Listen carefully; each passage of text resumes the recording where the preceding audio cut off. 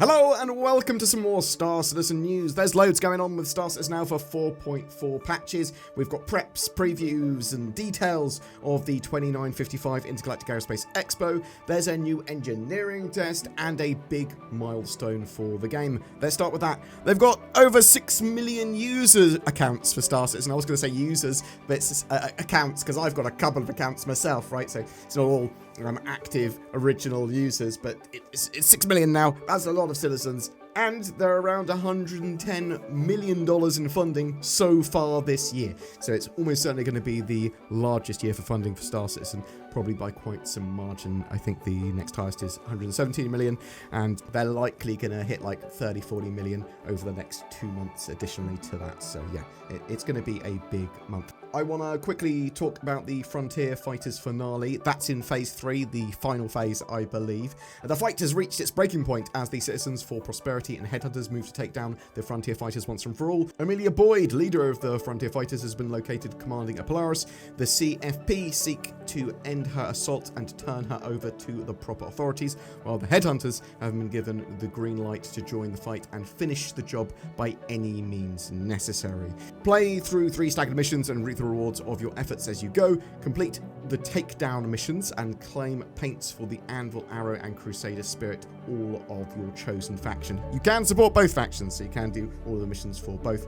So all 3 phases are now able to be played: the recon phase, the siege phase, and now the takedown phase. That is available to play in the live build, and that event will end, because it is a limited time event, when 4.4 goes live, mid-ish November, so you've probably got until the end of next week. The Intergalactic Aerospace Expo 2955, we got the details for that. It's on November 20th, that's when it's starting. Anyway, it's going to be at the Vision Center on Crusader at the city of Orison. It is a free fly. You can try Star Citizen for free. You can rent all the ships and vehicles that they're going to be showing there for free as well, which will be pretty much all of them. There's going to be a load of new ships and vehicles as well. The Perseus for one, and yeah, expect a lot of other stuff. I've got loads of videos going over little previews of the IAE and some rumors / leaks on ships and vehicles. Go check out those videos if you are interested. But basically, each day of the Intergalactic Aerospace Expo, a new manufacturer will take the floor, and I say floor, their new ships will be available to purchase on the RSI website and to rent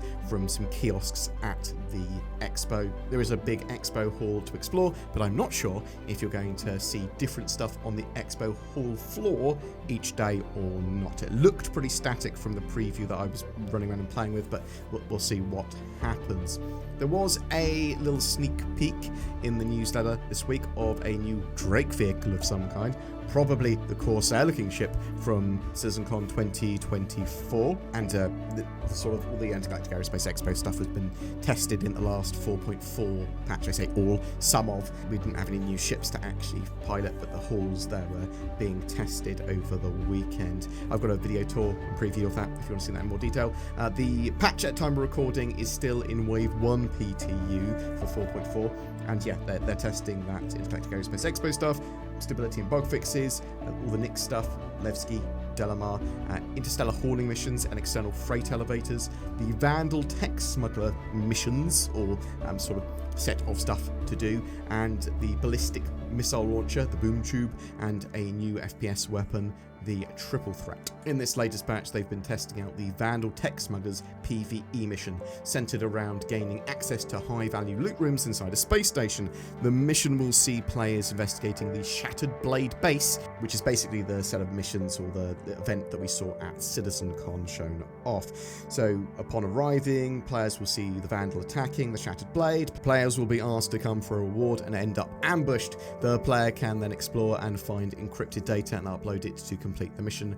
Brace for impact as players dive into the newly unlocked Nick system, where a familiar menace, the Vandal, makes their chilling debut in the persistent universe. What begins as an investigation mission quickly spirals into a web of deception. You sort of have to hunt down some encrypted data across various hostile zones, the space station, the asteroid base, and a traversable Polaris ship, all sort of in the nearby area. Each location reveals brutal skirmishes between the Shattered Blade and the Vandal, exposing a dark truth. The Shattered Blade have been trafficking alien tech and life forms. As the ASD storyline unfolds, players uncover secrets that could reshape the balance of power in the verse. It's nice of them to tell us that there's going to be an ambush as part of the mission, so prepare yourselves accordingly. So the other stuff they're doing in that patch is they're trying to get Levski, Delamar, and all that sort of area as optimized as possible. It is incredibly low frame rate. It is very, very, very laggy.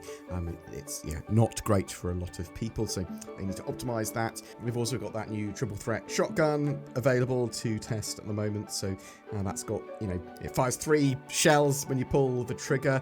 There was some notes from one of the developers, Zach, on this. I adore this thing, a backup close range bolt action drum magazine pistol to help you out in a punch with a punishing mag size, compensated with incredible firepower. It's the perfect pocket-sized close quarters combat weapon. You can find this weapon along with the Killshot and Pulverizer in the weapon shops in Levski. It's also the weapon featured in the single weapon elimination in Arena Commander for the PTU currently. It's worth mentioning that the patch previous to this, the other Wave 1 patch, had the addition of the Max Ox Neutron cannon updates. This is size 1 to 3 neutron cannons getting some updates, and the boom tube missile launcher added. And there's been another engineering playtest on the tech preview. It is still Evocati. At time of recording, the build is still up. So with this updated build, CIG have been testing times to kill. So everything appears to be significantly more tanky because you have to sort of take out the ship, disable its components, or blow up its power plant pretty much. So yeah, a massive increase in survivability of ships, which is really interesting. Now, I like a higher time to kill, but currently it might be a bit too high. Smaller ships can almost always disengage, and I like to have a bit more refinement there, and then other players testing it, because I haven't tested it much, to be honest, and I don't do much in the way of PvP, so maybe this is fine in some situations and not in others. Obviously we'll need testing and updates and iteration, whatever, but more people looking at this, I think it's going to be better.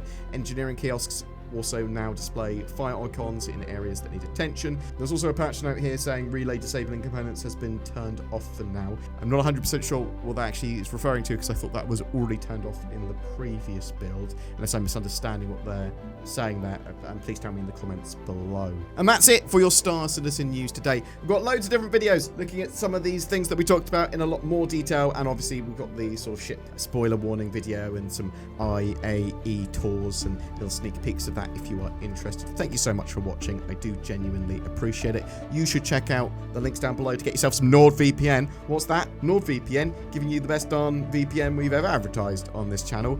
Or you can go to nordvpn.com/BoredGamer, but you get better accessibility, security, and privacy on the interwebs. Click the links now. Get yourself some NordVPN. You'll be a happy bunny. Every month we have a Star Citizen ship giveaway. For November, we are giving away the latest in pristine technology, the Grey's Market Shiv, a heavy fighter with a bucket of weaponry, and the first compound ship in game. It is made up of a cutlass and a load of other ships stuck together. It comes with lifetime insurance and a game package, all you need to play Star Citizen. But we're also bundling in a CitizenCon digital goodies pack, just loads of FPS items and stuff that you can put around your hangar and your base eventually.